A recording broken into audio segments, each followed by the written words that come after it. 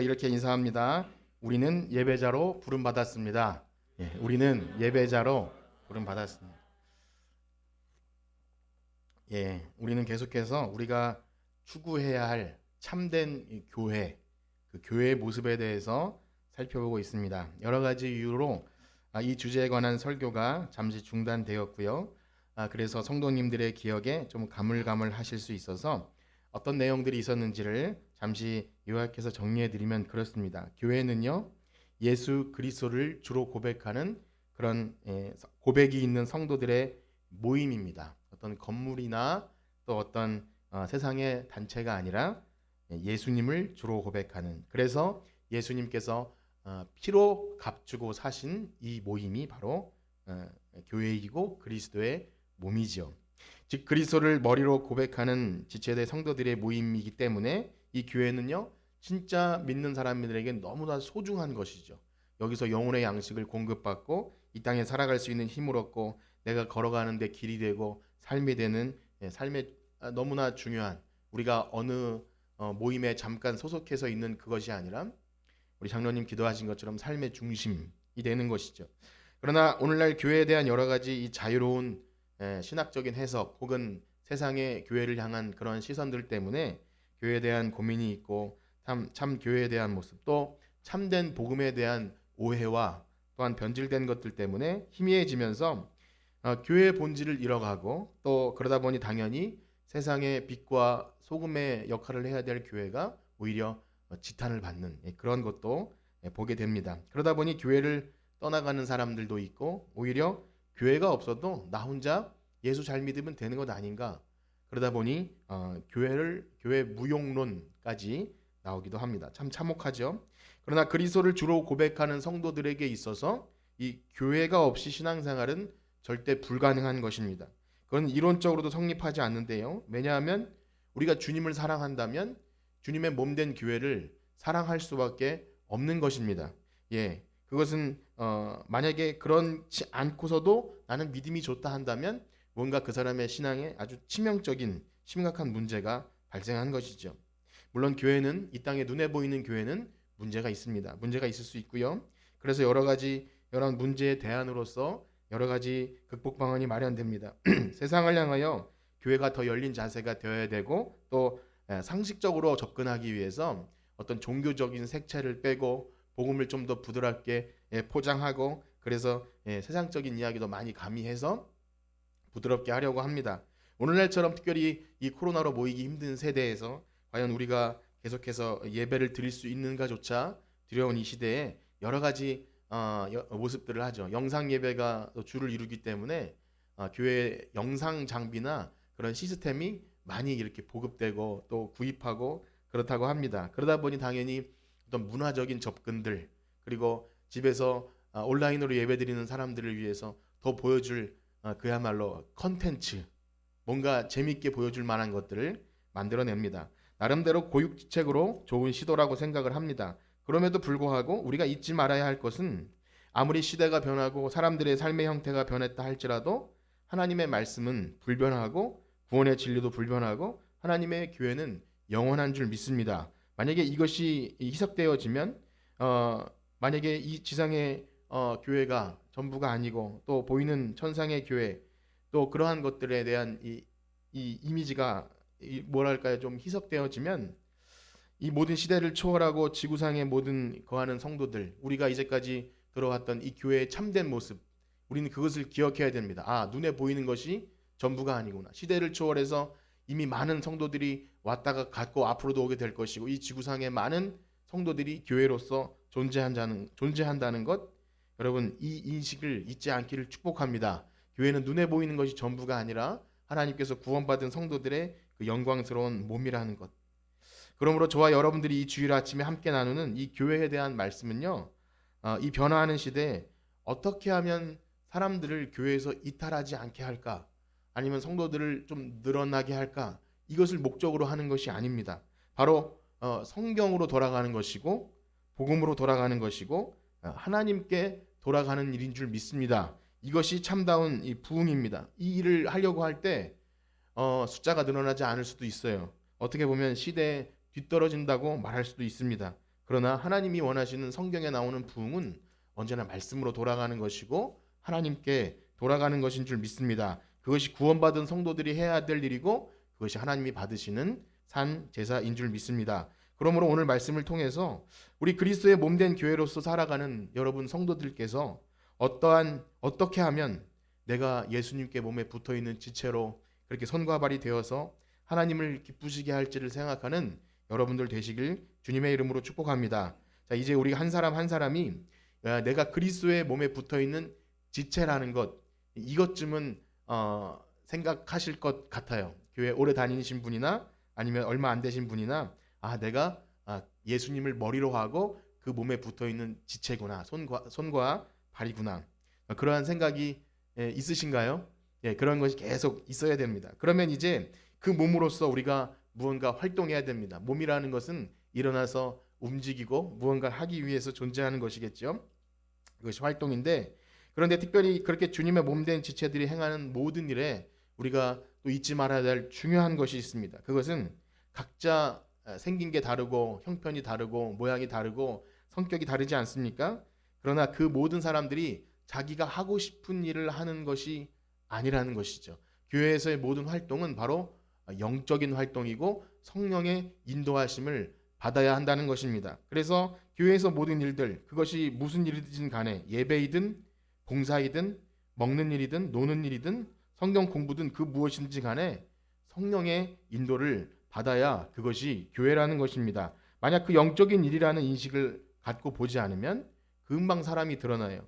세상의 방법이 우선되고 효율적인 그것을 따지게 되고 물질이 우선하게 되고 결국 하나님의 영광보다는 사람이 영광받게 되기도 합니다. 그러나 교회는요, 결코 그런 곳이 아니라는 것을 우리는 늘 잊지 않으셔야 됩니다. 우리는 하나님의 영광을 위해 모인 성도들인 줄 믿습니다. 자, 그렇다면 성령의 인도하심을 받고 그 그리스도의 몸에 붙어있는 지체로서 우리가 예수님의 손과 발이 되어서 해야 될 가장 중요한 일이 무엇일까요?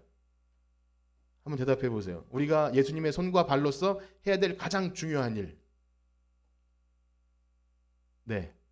예배죠, 예배. 예, 그건 너무나 당연하기 때문에 여러분들이 대답을 못 하셨을지 모르겠지만 예배입니다. 여러 가지 일을 생각할 수 있겠죠. 봉사일, 은사로 섬기는 일 등등 우리가 그리스도의 몸에 붙어서 여러 가지 일을 할 수 있겠지만 첫 번째 일은 바로 예배입니다. 그래서 오늘은 그 그리스도의 몸의 지체로서 성령의 인도하심을 따라 우리가 할 수 있는 최고의 일, 바로 예배에 대해서 살펴보겠는데요. 그렇습니다. 우리가 교회 지체로서 하게 되는 활동을 이제 3가지 정도 살펴볼 텐데 오늘 그 3가지를 한다는 것이 아니라 첫 번째는 하나님을 위한 활동 예배, 그리고 옆에 있는 지체를 향한 활동, 그리고 3번째로는 세상을 위한 활동. 교회가 할 수 있는 3가지 일, 하나님을 위한 일, 또 옆에 있는 지체를 위한 일, 그리고 세상을 위한 일. 오늘은 그 첫 번째 하나님을 위한 활동 예배에 대해서 살펴볼 것입니다. 그렇습니다. 이건 너무나 당연한 얘기이겠지만 만약 교회에 예배가 없다면 그것은 교회일 수가 없는 것이죠. 교회로서 존재할 수 없는 것입니다. 이것이 지금 당연한 얘기라고 말씀드렸지만 사실 당연하지 않습니다. 왜냐하면 예배에 대해서는 소홀히 하고 예배에 대해서는 이제 빨리 예배 드리고 무언가 다른 일에 열중할 수도 있어요. 다른 교회 언저리에 관련된 일에 분주하고 그 일을 하게 되기도 합니다. 물론 오늘날 예배만이라도 간신히 참석만 해도 대단한 시대가 된 것 같아요. 어떻게든 주일 낮 예배 한 번이라도 드려주기만 해도 굉장한 시대가 되기도 하였습니다. 그래서 이런 요청을 하죠. 여러분, 예배만 드리지 마시고 좀 교제도 하시고 다른 일도 해주셨으면 좋겠습니다. 라는 말을 하는 시대이기도 합니다. 그런 상황이 되기도 했어요. 그러나 여러분, 본질적으로 예배만 잘 드려도 된다는 거예요. 예배만 잘 드려도 돼요.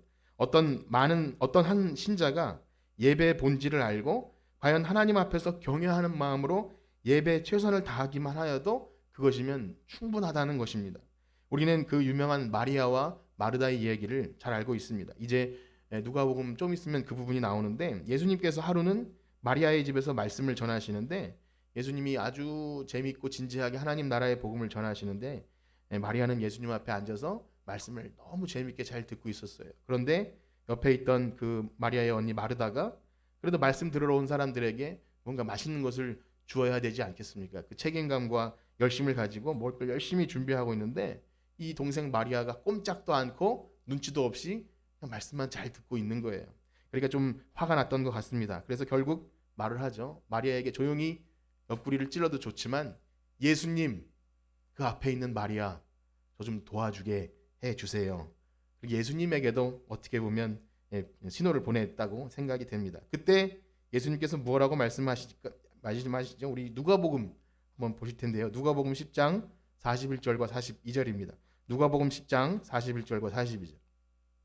우리 화면을 보시고 한번 읽어보겠습니다. 시작. 주께서 대답하여 이르시되 마르다야 마르다야 내가 많은 일로 염려하고 근심하나 몇 가지만 하든지 혹은 한 가지만이라도 족하니라. 마리아는 이 좋은 편을 택하였으니 빼앗기지 아니하리라 하시니라. 아멘. 그렇습니다. 누가복음 이야기는 이제 몇 주 후에 좀 자세히 다뤄보기로 하고요. 지금은 그냥 간단하게 인용만 해서 예수님은 어찌되었든 이렇게 말씀하시죠. 마르다야 지금 마리아는 이 좋은 편을 택하였고 절대 뺏기지 않을 것이다.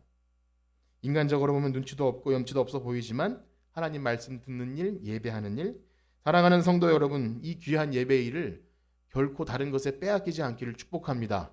여러분 이것이 우리의 가장 중요한 영적으로 할 일이에요. 그렇습니다. 만약 한 성도가 드린 예배가 진실한 예배였다면 그 다음으로 이어지는 헌신이나 봉사나 교제나 누가 강요하지 않아도 그것은 자연스럽게 따라오는 것이죠. 우리가 첫 번째로 교회에서 할 일은 바로 하나님께 영광 돌리는 이 예배입니다. 그렇습니다. 과거에 생각해 보면 저의 기억 속에 되돌아보면 교회 어떤 형 누나 학생 청년들 중에서 교회에서 재미있게 놀아요. 교제하고 재미있게 여러 가지 활동도 하다가 사택에 와서 라면도 맛있게 끓여 먹고 하다가 예배 시간이 되면 호련히 사라집니다. 네, 그런 기억들이 있어요. 강요할 수 없겠죠.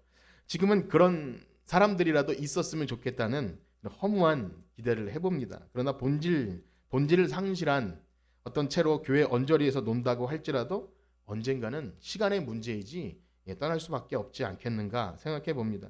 그런가 하면 반면에는요. 예배에는 잘 참석합니다. 어떤 그 마음이 우리가 마음을 평가할 수는 없지만 예배는 잘 참석해요. 그런데 예배에 대한 별다른 기대감은 보이지 않고 때로는 하나님에 대한 경외심 그저 습관에 따라서 참석하기만 하면 나의 의무는 다했다 여기는 경우도 있습니다. 물론 우리가 어떤 사람의 예배의 모습을 절대 그럼 다른 사람을 볼 필요는 없습니다. 이 설교는 저 자신에게 하는 것이죠.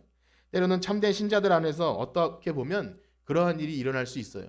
참된 신자이면서도 때로는 여러 가지 일들 때문에 형식적이 될 수도 있습니다. 그런데 우리가 늘 예배에 감격하고 무언가 뜨거움이 있고 물론 그렇게 되는 것은 아니죠. 또 뜨거운 감동, 예배에 대한 그런 우리 감정의 변화들 그것이 있어야 참된 예배다. 그것을 말씀드리는 것이 아닙니다. 그러나 사랑하는 여러분, 만약 여러분들이 스스로 생각하시기에 내가 형식적이 되었다라는 마음이 든다면 빨리 그곳에서 벗어나셔야 돼요.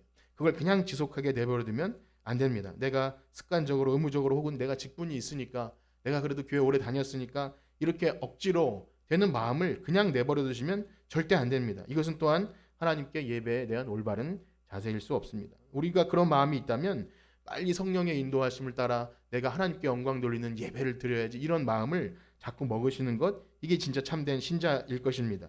그래서 우리가 오늘 읽은 본문이 전에 출애굽기를 함께 나누시면서 본 본문인데요. 제가 찾아보니까 작년 10월경에 이 출애굽기를 함께 매일 성경으로 공부하다가 다시 한번 나누게 되었는데 참 기억에 남는 장면이었어요. 이스라엘 백성들이 출애굽을 합니다. 하나님께서 구원해 주신 거죠. 이 백성을 하나님의 그 독수리 날개처럼 품어서 홍해를 건너서 완전히 구원해 주신 백성이에요. 그래서 마치 결혼식을 하듯이 언약식을 체결하고 모세는 하나님의 율법을 받으러 시내산으로 올라갑니다. 그런데 소식이 없는 거예요. 이 백성 지도자가 왜 내려오지 않지 소식이 없다가 사람들이 궁금해서 도대체 우리를 인도해낸 신이 어디 있냐고 막 이렇게 불평을 하고 그때 아론이 금송아지를 만들어야죠. 그리고 금송아지를 가지고 이게 우리를 인도해낸 신이다 하면서 그 앞에서 막 음란하게 예배하고 그거를 숭배합니다. 그야말로 우상 숭배인 거죠. 하나님이 산에서는 나 외에 다른 신을 잊게 말지니라 그렇게 율법을 모세에게 주고 있는 동시에 밑에서는 벌써 하나님을 잊어버리고 다른 신을 예배하고 있는 거죠. 그때 하나님은요 백성을 다 진멸해 버리고 싶으셨어요. 그런데 모세의 참 목숨을 건 중보 기도로 말미암아 이 모세는요 예수님의 그림자죠. 이 중보자, 우리가 수요 예배 시간에 하이델베르 그 교리 문답을 하는데 이 중보자, 예수님만이 중보자가 되셔요.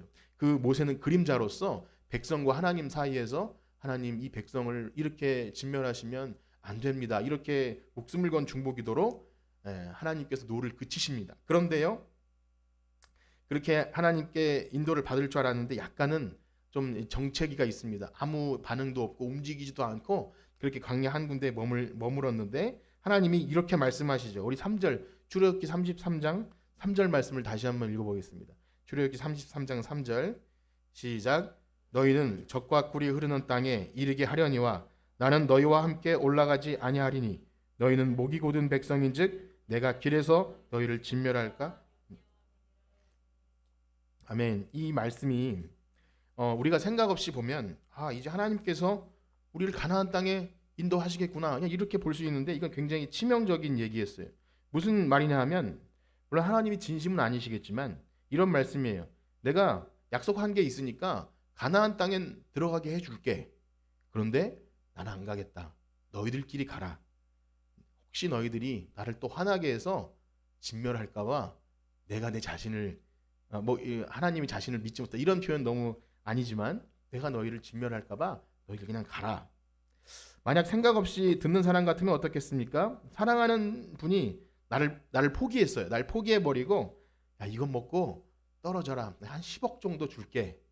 그러면 생각 없는 사람이 어떻게 하겠죠? 못 이긴 척하고 아이고 어떡하죠? 그럼 이거 갖고 가겠어요? 라고 할 수 있는 거죠.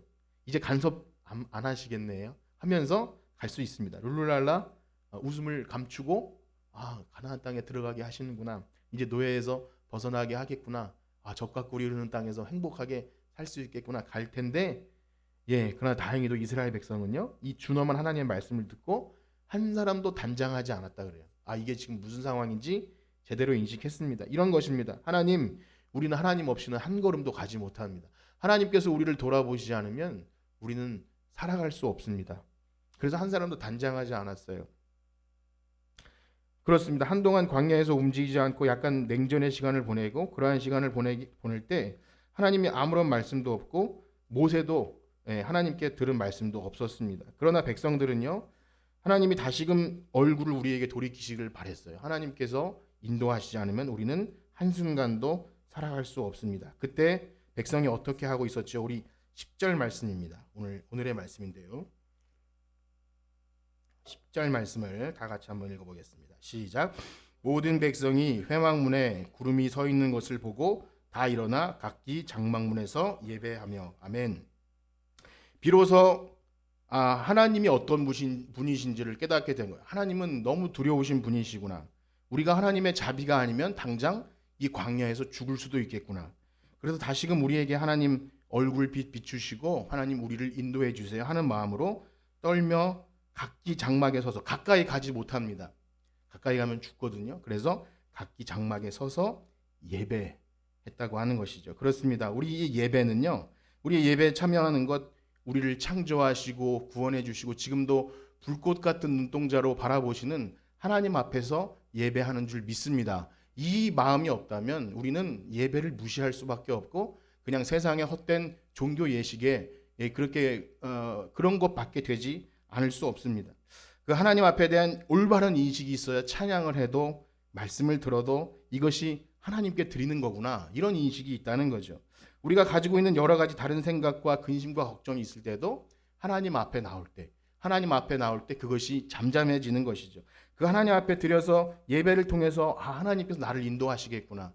내가 근심하고 걱정했던 것조차 내가 하나님 어미하신 하나님 앞에 서게 된다면 이것이 아무것도 아니겠구나. 그래서 하나님 앞에 영혼의 공급을 얻고 그렇게 되는 것입니다. 그래서 참된 신자는요, 이 예배가 삶의 중심이 되는 것입니다. 그런 은혜가 있기를 축복합니다. 예배를 통해서 신자는 영혼에 필요한 양식을 공급받고요, 목마름을 해결할 수 있는 것입니다. 그리고 참된 신자라면 이 예배가 어떠한 이유에든지 끊어졌다면, 소홀해졌다면 다른 일에 만족을 누리고 성공을 할지 몰라도 기쁨이 없는 거예요. 우리가 아까 부른 그 533장 찬송에 보면 가사가 그렇습니다. 세상의 모든 것 소유한다고 해도 내게 참된 만족이 없다. 하나님께서 우리의 주인이 되어주지 않으면, 우리가 예배를 드릴 수 없다면 세상의 모든 것을 다 소유한다고 해도 우리에게 참된 만족이 없는 것이죠. 그러기에 사랑하는 여러분, 지금 이 물고기가 물속에 있을 때는 모르지만 어쩌다가 물에서 벗어나서 펄떡펄떡거리는 그 붕어를 한번 생각해 보세요. 그 죽음의 공포에 두려움에 숨을 못 쉬고 헐떡거리지 않겠습니까? 마치 그것처럼 만약에 우리가 예배를 통해서 우리 영혼의 숨을 쉬고 그러지 못할 때 영적인 공급을 받지 못하면 우린 비참한 상태에 놓일 수밖에 없겠구나. 그러한 사실을 늘 인식하시면서 이 예배를 여러분의 삶의 중심에 두시기를 축복합니다. 자, 그런가 하면요. 한편으로는 이 예배의 중요성을 알기는 알아요. 그래서 참 예배를 잘 드리는 시절도 있지만 때로는 우리가 신앙생활 하다 보면 예배를 드리긴 드려야 하겠고 또 예배를 잘 드려야 이렇게 연결이 돼요. 예배에 성공해야 하나님이 내 삶을 이렇게 좀 물질적으로나 건강으로나 지켜주시겠구나. 뭐 그런 생각들. 그러다 보니까 무언가 예배를 감격이 있어야 되겠고 또 무언가 예배 드리는 사람의 측면에서 울림이 있어야 내 마음이 뭔가 짠한 것이 있고 그래야 예배를 드린 것이겠구나 생각한 마음에 그런 것들을 자꾸 추구하고 인위적인 방법을 쓰기도 합니다. 또 때로는 교회에서 이 새로운 신자들을 위해서 여러 가지 예배 형태를 가지고 시선을 맞추기도 하죠. 그 시도들 가운데 그 시도들 자체가 잘못된 것은 아니겠지요. 그런데 중요한 것은요. 예배의 본질을 생각하지 않고 그러한 것으로 치우치게 될 때 그것도 큰 잘못으로 빠지게 된다는 것입니다. 오늘날 많은 사람들이 과거와는 많이 다르죠. 그래도 우리나라가 선진국 아니겠습니까? 문화적으로도 많은 다양한 것들을 접하고 그래서 딱딱한 형식을 싫어하게 되고 그래서 무언가 역동적이고 영상이나 음향이나 그런 감동이 있는 것을 원합니다. 그래서 여러분도 아시겠지만 유튜브나 여러 가지 뭐 기독교 방송 보면 얼마나 감동을 위한 그런 장치들이 많이 있습니까?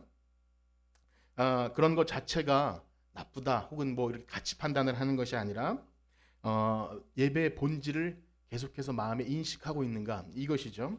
과거에는요 열린 예배가 유행할 때가 있었어요. 형식의 예배를 벗어나서 무언가 자유롭게 좀 기쁘게 뛰놀며 예배하는 것 그래야 우리도 기쁘고 누가 와서 함께 해도 이런 것이구나 그렇게 그런 것이 유행할 때가 있었어요. 또 우리가 친구 가족 초청 장치를 하거나 새신자를 맞이할 때 어떻게 하면 이 교회의 문턱을 낮추고 그 사람들에게 좀 맞춰줘서 교회에 좀 쉽게 발담글 수 있을까? 근데 만약 그것이 그냥 공연이라면 상관없겠지만 이것도 예배가 아니겠는가? 이렇게 한다면 약간 또 차원이 다른 문제가 발생합니다. 그래서 요즘에는 우리가 몇 년간 이렇게 코로나도 있고 해서 이 초청 장치를 못 하고 있긴 하지만 과거에도 우리가 새신자를 위한 자리를 만들어주기 위해서 여러 가지 공연을 한 적도 있었고 또 즐거운 잔치 자리처럼 맛있는 음식과 노래 뭐 그런 적도 있습니다. 우리가 한 적은 없지만 많은 교회에서 왜 개그맨, 연예인, 가수들을 초청해서 어떤 교회와 관련이 있는 연예인이라면 이것을 통해서 전도하기도 하고 관심을 불러일으키기도 합니다. 그런데 사실상 우리도 얼마 전에 그런 생각을 했어요. 이것이 옳은 것은 아니구나. 그러다가 처음 온 사람이 교회는 이런 곳이구나 하고 내가 교회를 한번 와봐야겠네 했다가 다음 주 주일이 됐는데 굉장히 딱딱하고 이렇게 좀 여러분들 앉아 있는 것처럼 좀 딱딱한 분위기에서 앉았다 일어났다 하면서 굉장히 이 우리가 부르는 찬송가가 거의 클래식 수준이거든요. 고전적인 것을 부르고 또 앞에 있는 설교자는 지난주에는 엄청 재미있게 개그맨처럼 하다가 오늘은 이렇게 연설을 오래 하는지 뭐 저렇게 말을 많이 하는지 이렇게 생각이 되면 속았다. 이런 생각이 들지 않겠습니까?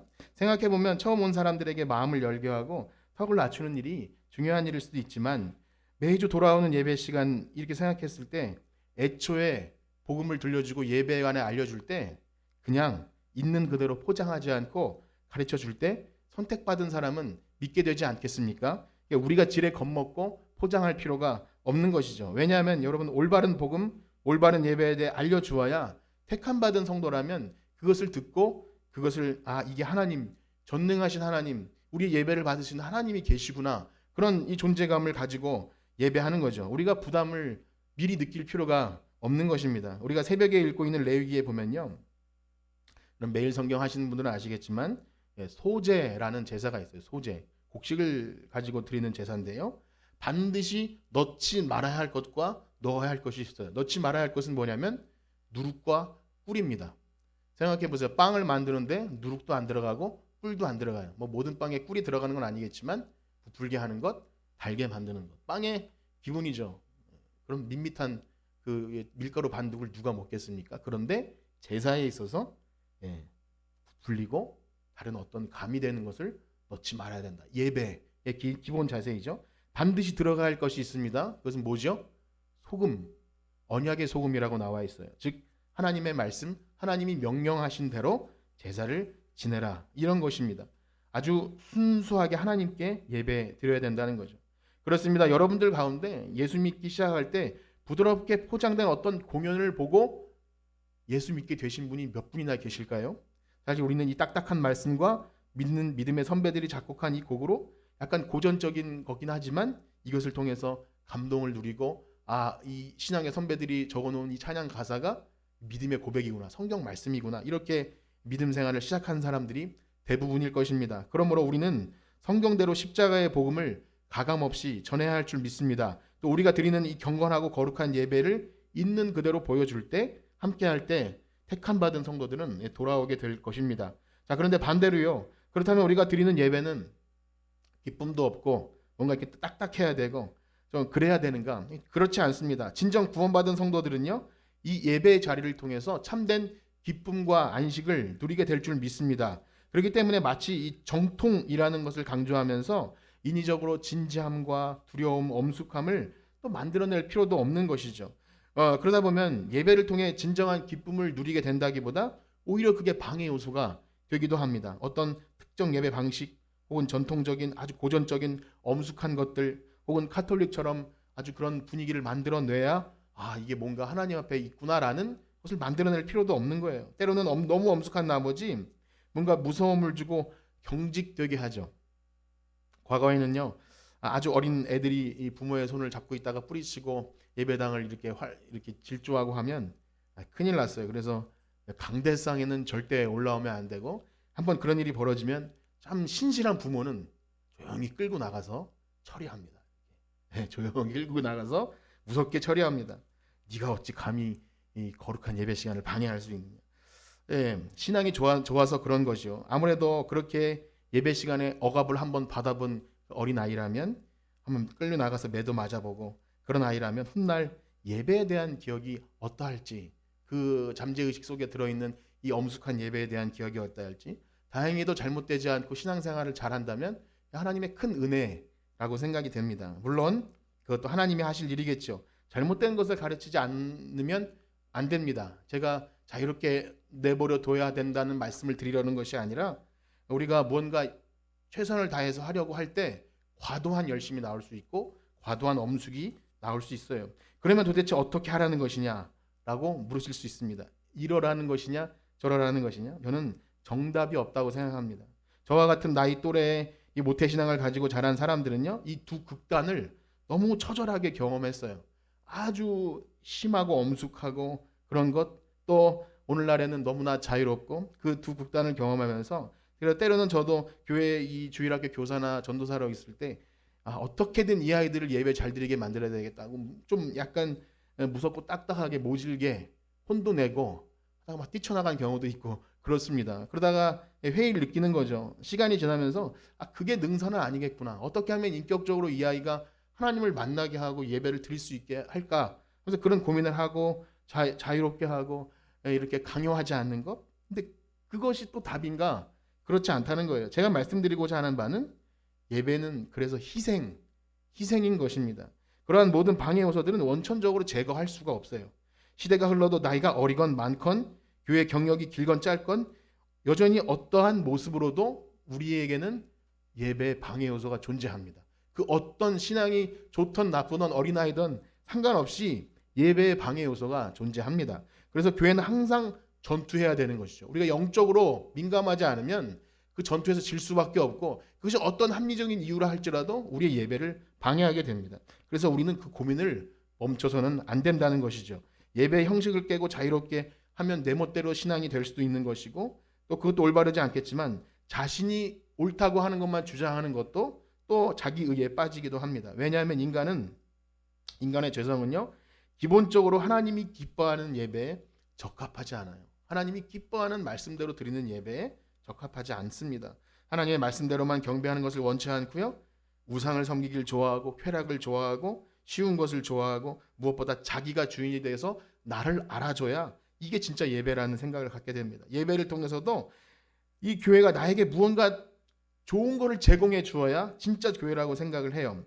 그래서 나를 위해 무언가 잘 준비된 교회, 잘 준비된 목사님, 뭐 이런 것이 잘 준비해야겠지만 그런 것이 몰두하게 될 때 그것은 사실 세상의 이방 종교, 무속신앙, 거룩하고 존귀하신 하나님께 내가 예배자로 서 있다는 것보다 내가 소비자인 것 마냥 나에게 이익을 줄 신이 도깨비든 어떤 신이든 간에 나에게 이익을 주고 감동을 주고 뭔가 준다면 나는 그를 숭배하겠다는 그런 마음으로 갈 수밖에 없는 것이죠. 저는 한 형제가 저와 함께 식사를 하면서 나는 대화를 잊을 수가 없습니다. 아마 그날 찜닭을 먹었던 것 같아요. 여러분 먹는 얘기라서 죄송합니다. 맛있는 음식을 저에게 사주면서 목사님 이게 식당에 가봐도요 이렇게 맛있는 음식을 먹으면 사람들이 또 옵니다. 이렇게 먹으면서 얘기해 돈이 아깝지 않고요 또 오게 되어 있어요. 그래서 교회도요 목사님이 설교를 감동 있게 잘 준비하면 어쩌다가 지나가다가 무슨 일 때문에 교회를 왔다가 이 교회 좋다 하고 올 수 있어요. 이런 얘기를 순수하게 저에게 해주셨어요. 그런 참 귀한 말을 해주었습니다. 네, 맞습니다. 저는 최선을 다해서 말씀을 준비하고 한 주 동안 세상에서 열심히 일한 성도님들을 위해서 영의 양식을 잘 준비해야 돼요. 저의 책무이고 저의 사명입니다. 그 형제는 참 옳은 말을 했고요. 저는 그것이 맞는 말이라고 동의해 주었어요. 그런데 한 가지 너무나 중요한 오류가 있습니다. 여러분 여기는 밥 사 먹으러 온 맛집이 아닙니다.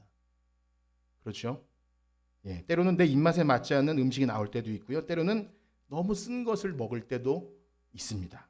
때로는 기쁨의 눈물을 흘리기도 하지만 회개의 눈물을 흘려야 할 때도 있어요. 때로는 말씀을 들어도 회개가 안 돼서 그냥 답답한 마음만 가지고 돌아갈 수도 있습니다. 그러나 그럼에도 불구하고 예배는 누구에게 드리는 것이죠? 하나님께 드리는 거예요. 하나님께 드리는 것입니다. 사실상 나의 감정은 중요하지 않아. 여러분들의 감정을 무시하는 것이 아니라 나의 감정은 중요하지 않습니다. 하나님께 드려지는 예배는 하나님께만 올려 드려져야 합니다. 제가 여러분들에게 설교로 감동을 드리고 싶은 것, 이건 나의 생각일 뿐입니다. 여러분들께서 그것에 의지하지 마시고 내가 존귀하고 거룩하신 하나님 앞에 서 있다. 이런 마음을 항상 갖기를 축복합니다. 우리는 누구를 보고 예배해야 됩니까? 바로 크고 두려우신 하나님 앞에 서 있는 것입니다. 그래서 말씀을 가감없이 전하기 위해서 부족하지만 애쓸 뿐이지, 만약 제가 누군가의 비유를 맞추거나 이런 말씀을 드리면 어떤 성도는 시험에 들겠다 해서 이것을 다 빼버린다면, 듣기 좋은 말만 늘어놓는다면 그것은 도대체 누구를 위한 예배이겠습니까? 그러므로 사랑하는 성도 여러분, 우리는 엄미하신 하나님 앞에 예배하는 겸손한 예배자라는 사실을 잊지 않기를 축복합니다. 그렇습니다. 진정한 예배의 기쁨과 감동은요, 어떤 외적인 조건에서 오는 것이 아닙니다. 하나님의 엄미하신 말씀 앞에 자신이 발견돼야 돼요. 그 빛 대신 하나님 말씀이 나를 비출 때 우리의 추함이 드러날 수밖에 없습니다. 저나 여러분들이나 마찬가지로 엄미하신 하나님 말씀 앞에 설수록 우리는 더럽고 추합니다. 그러나 그럼에도 불구하고 나와 같은 죄인을 예배자로 삼아주셨다는 하나님 때문에 우리는 그 모든 방해 요소들이 있다 할지라도 이기고 예배자로 서야 할 줄 믿습니다. 오늘 말씀을 이렇게 마치기 원하는데요. 오늘 여러분들에게 드린 말씀은 예배에 대한 어떤 예배학 개론 혹은 예배는 이런 것입니다라고 말씀드리는 시간은 아닙니다. 그런 것은 다음에 다시 우리 시간을 갖도록 하고요. 오늘의 목적은 이것이죠. 그리스도의 몸된 지체로서 그 몸에 붙어있는 활동의 가장 중요한 것은 예배이겠다. 내가 그리스도의 몸의 지체라면 우리가 주님의 손과 발이 되어서 예배를 드리는 것. 성도들에게 있어서 예배는요, 우리 구원받은 성도를 향한 하나님이 허락해 주신 은혜의 방편입니다. 우리가 은혜를 누린다, 하나님을 만난다 할 때 최고는 예배인 것입니다. 참으로 구원받은 성도들은요, 이 예배를 절대 소홀하게 생각할 수 없고요, 진지하게 드릴 수밖에 없습니다. 이것은 성령의 역사이고 교회의 몸된 지체로서 해야 될 첫 번째 일입니다. 우리 교회의 표어가 예배가 삶이 되고 삶이 예배가 되는 것. 한번 읽어보실까요? 시작. 예배가 예. 이 말씀은요 로마서 12장의 말씀에서 된 건데요. 너희는 이 세대를 본받지 말고 오직 마음을 새롭게 함으로 변화를 받아 하나님의 선하시고 기뻐하시고 온전하신 뜻이 무엇인지 분별하도록 하라. 그리고 이것이 너희 몸을 구별하여 드리는 것이 거룩한 산 제사인 것이죠. 그런데 이런 말씀을 드릴 때 빠질 수 있는 오류가 하나 있습니다. 그러면 이제 우리는 모든 삶이 예배이므로 우리가 모여서 드리는 이 예배 시간과 이것은 형식이니까 이것을 좀 대충 하더라도 우리는 일상의 삶에서 선하고 착하고 그렇게 살면 되겠구나. 결코 그런 말씀이 아니에요. 절대 오해하시면 안 됩니다. 우리가 하나님 앞에 모여서 하나님만 바라보고 집중해서 그분의 임재와 그분의 이름을 찬양하고 영광 돌리고 하나님의 거룩하신 말씀을 듣는 이 시간, 우리의 몸이 이곳에 있지 아니하다면 그것은 굉장히 유체 이탈 화법인 거죠. 누군가에게 내 마음은 거기 있어요. 혹은 내가 하나님을 그래도 믿어요. 마음으로 믿어요. 라는 말은 굉장히 틀린 말입니다. 그것은 그야말로 이율배반적입니다. 어떠한 특수한 상황이 아니라면 우리는 하나님 앞에 몸을 보여야 되고 그 몸의 지체임을 보여야 할 줄 믿습니다. 성도의 교제를 하고요. 그렇게 우리의 온 정성을 다해서 영과 진리로 예배하는 것, 그것이 바로 교회로서 해야 될 첫 번째 활동인 줄 믿습니다. 오늘 여러분 모든 성도님들께서 우리 교회로 부름받은 이 지체들이 하나님이 찾으시는 예배자, 예배를 통해서 하나님께 영광 돌리시는 우리 모두가 되길 주님의 이름으로 축복합니다. 아멘. 우리 찬송